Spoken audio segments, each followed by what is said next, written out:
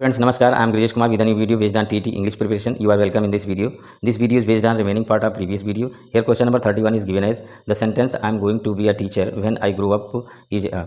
Friends यहाँ पर ये जो सेंटेंस दिया गया है प्रेजेंट कंटिन्यूअस में ये किस टेंस की ओर इंगित करता है, इंडिकेट करता है, आपको बताना है। तो अगर आप ध्यान से देखें तो इसका सेंस जो है ये फ्यूचर टेंस की तरफ जो है इंडिकेट करता है, क्योंकि यहाँ फ्यूचर प्लानिंग की बात की गई है कि मैं एक अध्यापक होऊंगा जब बड़ा हो जाऊंगा। तो यहाँ पर ये फ्यूचर टेंस बता रहा है। So correct option is C. Question number 32 is which of the following sentences is in future imperfect tense. यहाँ ऑप्शन में जो सेंटेंस दिए गए हैं ये इनमें से फ्यूचर इम्परफेक्ट टेंस अर्थात फ्यूचर कंटिन्यूअस टेंस किस ऑप्शन में दिया गया है यहाँ पर बताना है। तो यहाँ पर इसका पहले देखते हैं एक्सप्लेनेशन इसका। तो यहाँ पर दिया गया है मिसेस शर्मा बिल, यहाँ पर बिल की स्पेलिंग गलत है, विल सून बी विजिटिंग अस। तो यहाँ पर इसका ऑप्शन डी सही हो जाएगा, ये फ्यूचर इम्परफेक्ट को बताता है। Question number 33 the sentence however they had already been married outside the place is a. यहाँ पर ये सेंटेंस जो दिया गया है ये किस टेंस को बताता है। 33 के लिए यहाँ पर सही आंसर हो जाएगा, पास्ट परफेक्ट टेंस को बताता है ये, क्योंकि हैड का यूज़ किया गया है यहाँ पर और वर्ब की थर्ड फॉर्म भी है। तो यहाँ पर 33 के लिए सही ऑप्शन हो जाएगा सी।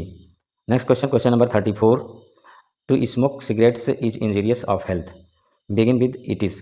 यहाँ पर ये सेंटेंस जो दिया गया है इसको इट इज़ से स्टार्ट करना है। तो इसका जो रिमेनिंग पार्ट दिया गया है इधर दिया गया है, देखते हैं रिमेनिंग पार्ट में क्या दिया गया है, कौन से ऑप्शन यहाँ पर दिए गए हैं। तो यहाँ पर दिया गया है, देखिए ये यहाँ पर दिए गए हैं इसके ऑप्शन।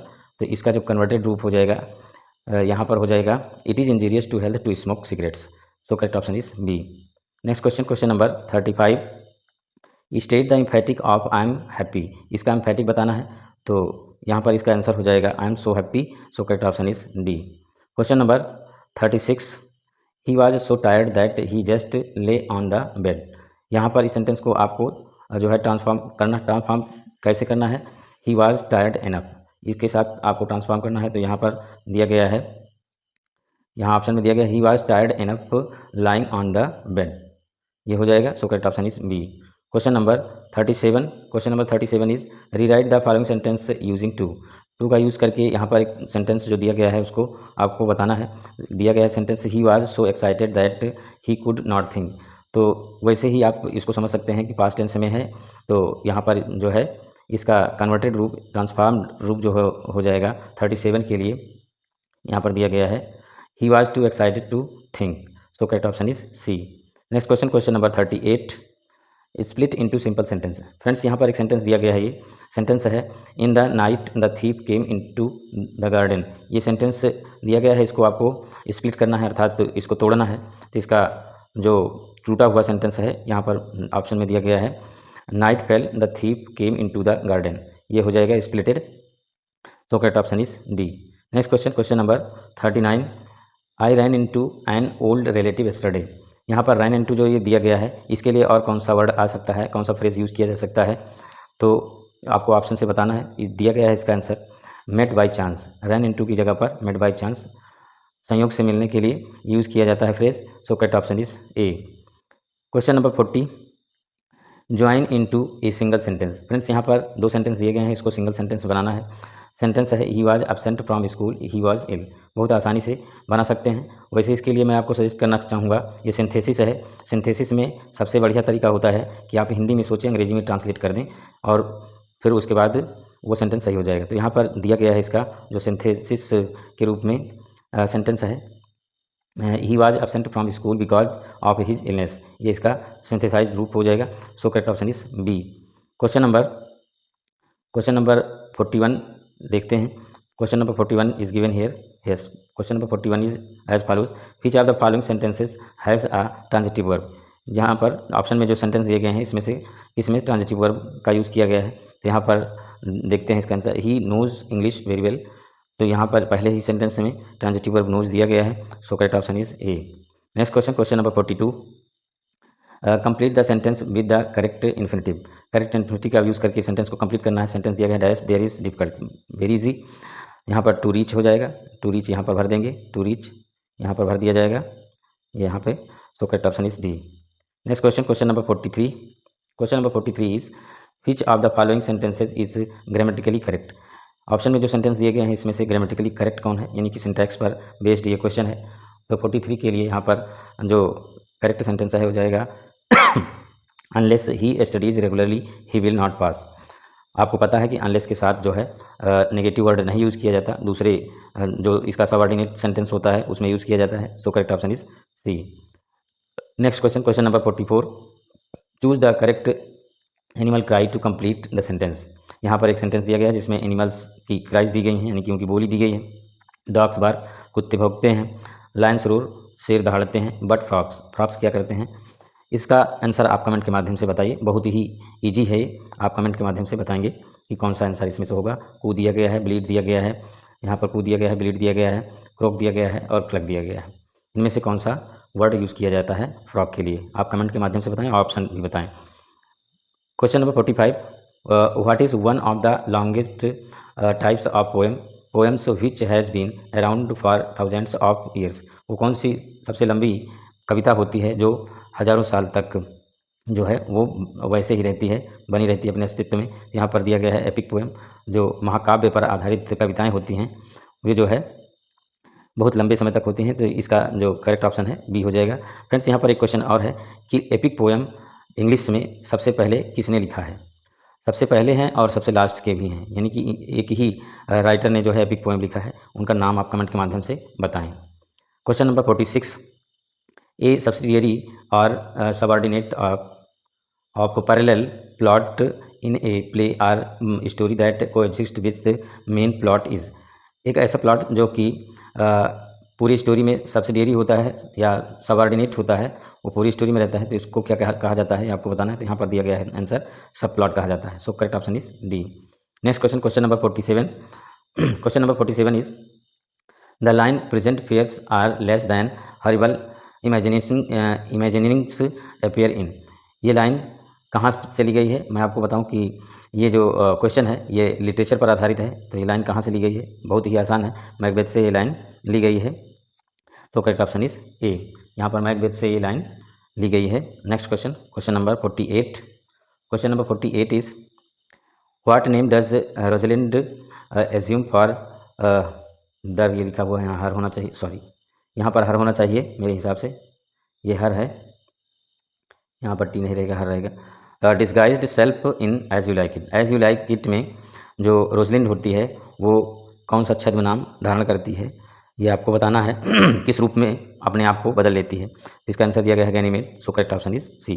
फ्रेंड्स, यहाँ पर एक सवाल और है, एज यू लाइक इट ये किसकी रचना है, बहुत ही आसान है, कमेंट के माध्यम से आप बताएं। Question number 49, question number 49 is William Shakespeare's Julius Caesar Antony and Cleopatra and Coriolanus are based on. ये जो इनकी रचनाएं हैं शेक्सपियर की, ये किस पर आधारित हैं आपको बताना है। तो इसका आंसर यहाँ पे दिया गया है होलिनशेड्स क्रॉनिकल्स, इस पर आधारित हैं। So correct option is A. Next question, question number 50, question number 50 is given here. Yes, question number 50 is as follows. Yes, question number 50 is as follows, where is Portia's house situated. Portia का घर कहाँ होता है ये आपको बताना है। यहाँ पर आंसर दिया गया है बेलमोंट, बेलमोंट में उसका घर होता है। So correct option is C, यहाँ पर सी ऑप्शन इसका सही हो जाएगा। Next question, question number 51, who is the author of book the Spanish tragedy. Spanish tragedy के ऑथर कौन है, ऑप्शन से आपको बताना है। तो यहाँ पर आंसर इसका दिया गया है टॉमस किड। टॉमस किड जो है इसके रचनाकार हैं। आपको मैं बताऊँ कि ये एक स्पेनिश ट्रेजेडी के लेखक हैं और एलिजाबेथन टाइम के हैं। तो इसका 51 का जो करेक्ट ऑप्शन है सी हो जाएगा। Next question, question number 52, pops the rape of lock was published in 1712। Pop का जो रेप ऑफ लॉक है ये 1712 में पब्लिश हुआ था। इसमें किसने कैंटोज थे। कैंटोज का मतलब होता है सर्ग। क्या होता है, सर्ग इसका मतलब होता है। तो इसमें 2 कैंटोज थे, 2 cantos. So correct option is D. Next question, question number 53, question number 53 is who said Milton thou shouldst be living at this hour. ये बात किसने कही मिल्टन के लिए। तो यहाँ पर इसका आंसर दिया गया है वर्ड्सवर्थ, इनके बहुत ही अच्छे प्रशंसक में से एक हैं। So correct option is B. Question number 54 is as follows, who called Hamlet dramatic flavour. Dramatic flavour Hamlet को किसने कहा। तो यहाँ पर दिया गया है, बहुत ही इंपॉर्टेंट है, वेरी इंपॉर्टेंट। ये जो है टीजीटी के लिए बहुत ही इंपॉर्टेंट है, पूछा जा सकता है। आंसर दिया गया है T S. Eliot. So correct option is B. Next question, question number 55। Question number 55 is whose fresh repair now thou not renewest thou dost beguile the world unless some mother. What is the meaning of beguile in William Shakespeare's poem sonnet look in the glass. यहाँ पर beguile का आपको अर्थ बताना है, very easy. Beguile का मतलब होता है धोखा देना, तो यहाँ इसके लिए वर्ड दिया गया है cheat. So correct option is C. Question number 56, identify the sonnet upon sonnet by William Wordsworth. William Wordsworth ने सोनेट अपॉन सोनेट लिखा था, ये कौन सा है इसमें से, ऑप्शन से आपको बताना है। तो यहाँ ऑप्शन दिया गया है इसका, nuns fret not at their convents narrow room. इसका सोनेट अपॉन सोनेट का ये दिया गया है यहाँ पर answer. So correct option is D, यहाँ पर डी जो है सही हो जाएगा। Next question, question number 57। Question number 57 is who among the following is the major critic of Shakespeare in 20th century. 20वीं सदी में शेक्सपियर का बहुत बड़ा आलोचक कौन रहा है, ये आपको बताना है। तो यहाँ पर आंसर दिया गया है AC Bradley. So correct option is B. Friends, एक क्वेश्चन और है कि शेक्सपियर के एक बहुत बड़े आलोचक और हुए हैं, उनका नाम आप कमेंट के माध्यम से बताएं। जिसने कहा था कि शेक्सपियर के बारे में कहा था Shakespeare is up start grow, है ना। तो ये जो है मैंने आपको हिंट दे दिया। Next question, question number 58। Question number 58 is as follows. Question number 58 is here, which of the following is not a song from Shakespeare's As you like It. इनमें से जो ऑप्शन में दिए गए हैं, इनमें से बताना है आपको एज यू लाइक इट जो शेक्सपियर की रचना है, इसमें से कौन सा सॉन्ग नहीं है। यस, यहाँ यही बताना है कौन सा नहीं है। तो here we go round the mulberry bush, ये नहीं है। So correct option is D. Question number 59, which of these Greek plays was a source for the Winter's Tale. Winter's Tale के लिए इनमें से कौन सा सोर्स लिया गया है। तो यहाँ पर आंसर दिया गया है Alcestis. So correct option is B.